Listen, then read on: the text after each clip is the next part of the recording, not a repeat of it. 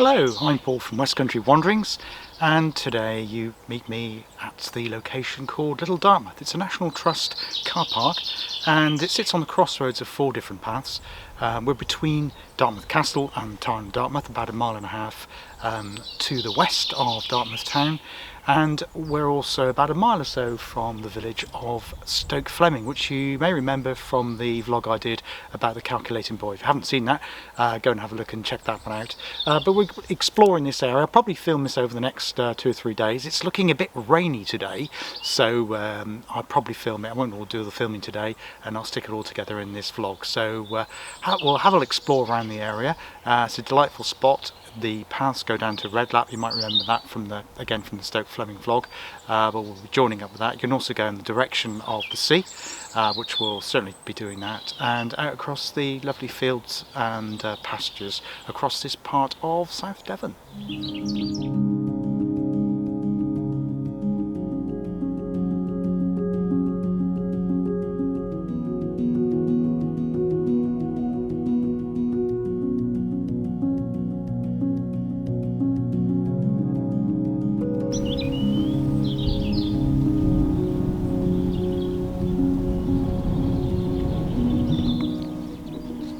Now, the path that leads down from the car park was made a lot more accessible. I think it was about just over a year ago now, so it is suitable for people with wheelchairs, also buggies, for families, that sort of thing. The path was widened and a more firmer wearing surface was placed to the location.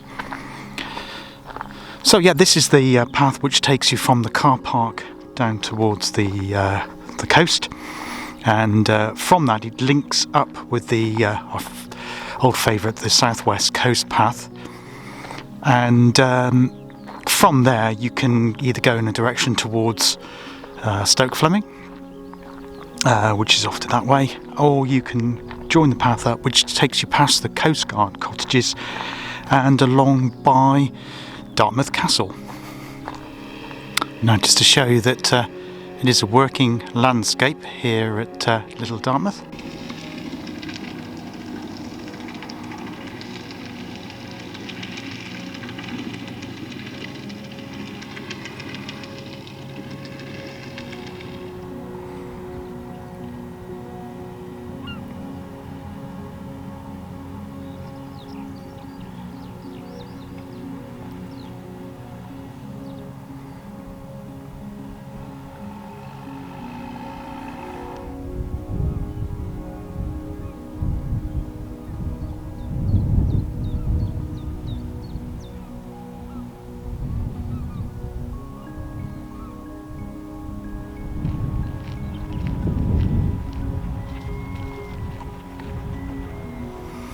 Now that you can view, you can see in front of you the main stretch of sand, on stroke shingle should I say, is Slapton Sands Beach, and if you've watched the Slapton Part 1 and 2 you'll be familiar with that particular area.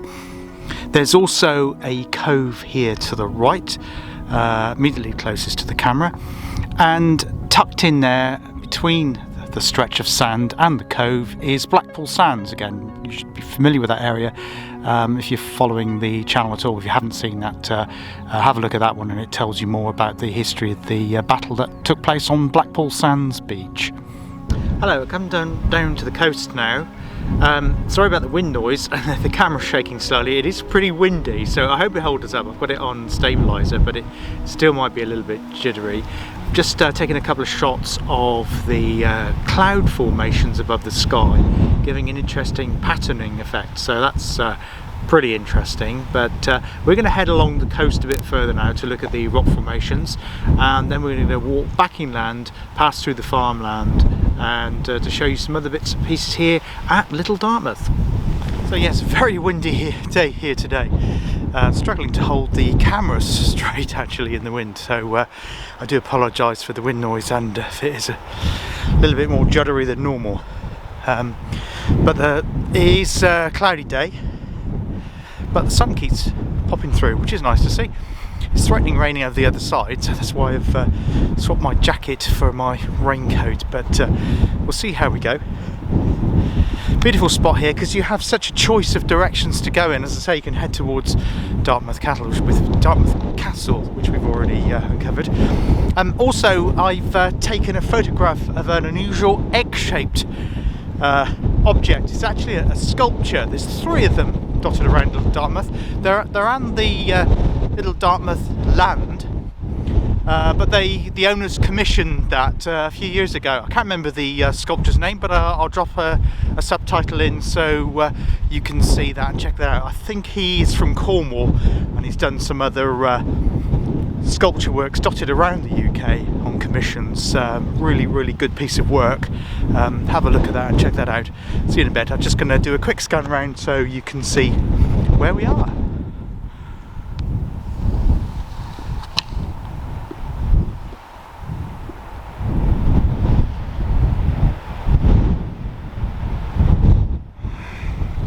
Yeah, that's Stoke Fleming Church you can see to the right, which we obviously already uncovered a little bit about when we did the Stoke Fleming vlog.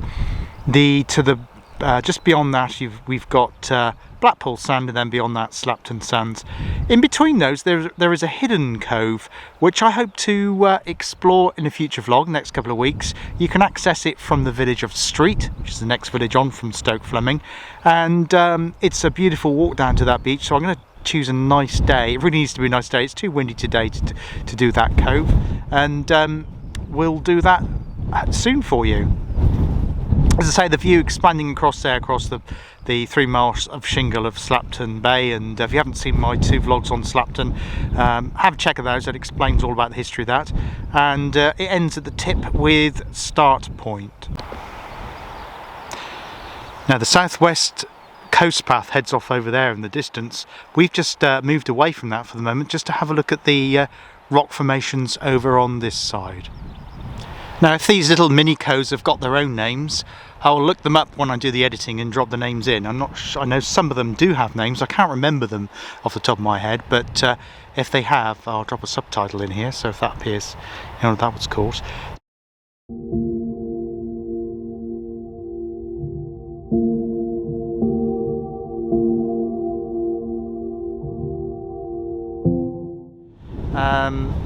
I'll look, see what we got that up and see what type that is there, but very geometrical and pointed in the vertical plane. Now you can see here how a couple of stacks have broken away from the main part of the coast. What would have happened, there would have been an arch formed like at Durdle Door in Dorset, and then the roof of the arch would have collapsed, leaving the stack there nearest the lower part of the frame that you can see, and there's 2 further stacks there just beyond it. But yes, the line of the plane here of the rock is almost vertical. As you can see, the lines there of the deposits, they're virtually on a vertical plane.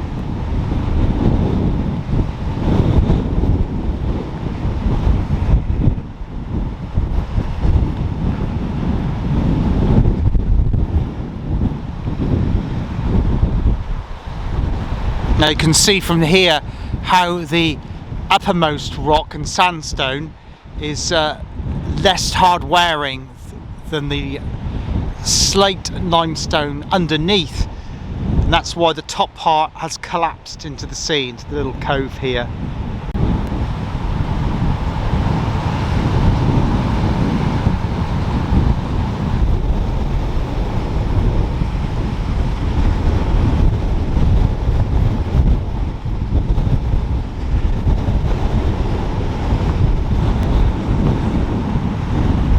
I really do feel like I'm being battered by the elements in this location, so I'm going to head back up to find a bit more of a sheltered spot.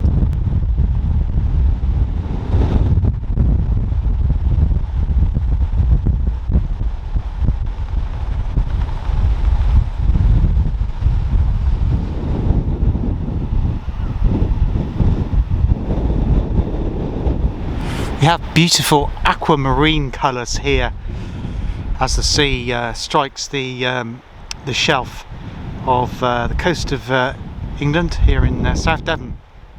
almost looking quite Mediterranean-like, even though it certainly doesn't feel like it today. It's bitterly cold and windy. I think it's about 12 degrees, but it feels a lot colder than that in the this harsh wind.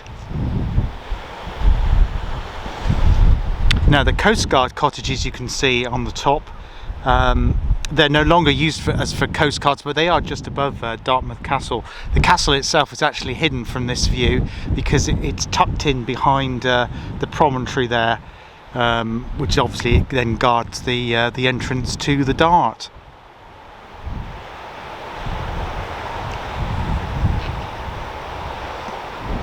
Now our path is going to head up towards, you can see the line of the fences there, up to the horizon, and then back around to completed a full circle. The fence actually is partitioning off a small pond or lake, so we're going to have a look at that. Now, glad to have turned inland a bit more now. It was very, very windy at that promontory where we had the vertical stacks of rock and we saw the erosion. I do apologise for shouting, but I don't think you would have heard me if I wasn't shouting at that point. It really was quite unpleasant, to be honest, and I'm glad to be out of that. Still quite breezy. I do apologise again for the wind noise on the microphone. And what I'm going to do is put it through what's called a high pass filter, so though it will reduce the lower frequencies, bass frequencies, it hopefully will reduce the wind rumble effect that you get, which is particularly an annoying one now when you're listening back to it, but I'll try and reduce it as much as I can, hopefully. Yeah, beautiful day here. The sun's come out again now, but as I say, in that wind it is very, very cold, so it's good to be out of the wind. Looking across to behind me is across towards Dartmouth, and as I say, we're heading up now towards this pond stroke lake. I think it's more of a pond than a lake, so don't get too excited. I'm not quite sure why it's there, but we're going to have a little explore anyway.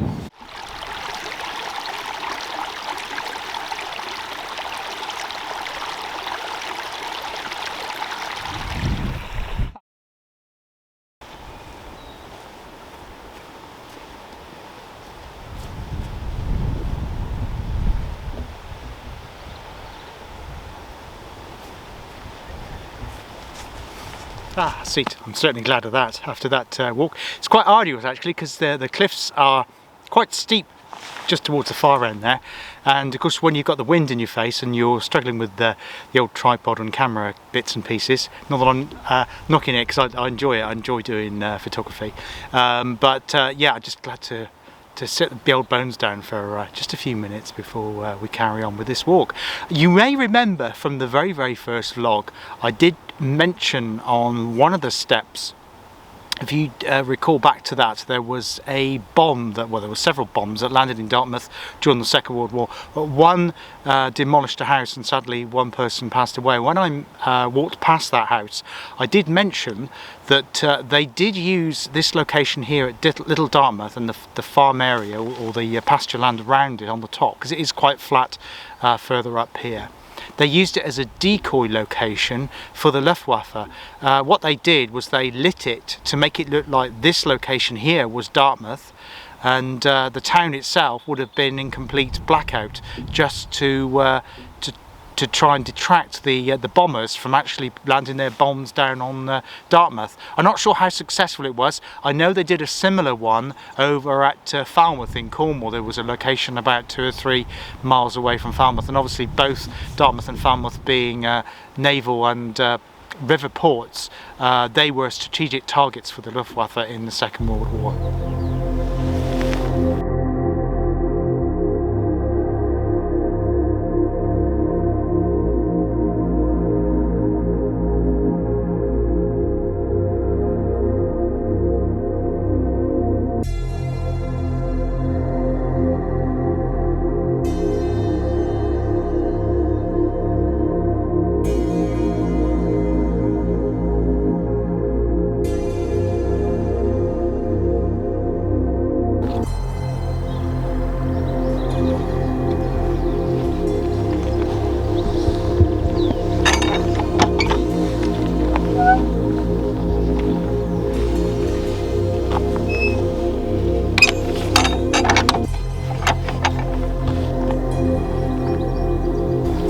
So yeah, little Dartmouth farm, pretty extensive farm here. They use it's both arable and they also have some cows. I think it's for beef production, but they use a lot less intensive methods here in terms of how the land is managed. In actual fact, they've actually planted a lot of trees around the edges of the fields, which is really good to see, and is quite honouring. And it's pity that more farms are use more sustainable methods like this one here. I hope you enjoyed the tour around Little Dartmouth Farm today. Just a short one to give you a flavour of what it's like here. As I say, there's lots of different walks we could have done on. If I've got time when I'm still in Devon, I will explore further and give the vlogs, upload the vlogs. But over the next couple of weeks, I hope to be doing that little cove I was talking about earlier in the vlog, and also going over towards B Sands, which we saw from the Slapton Sands.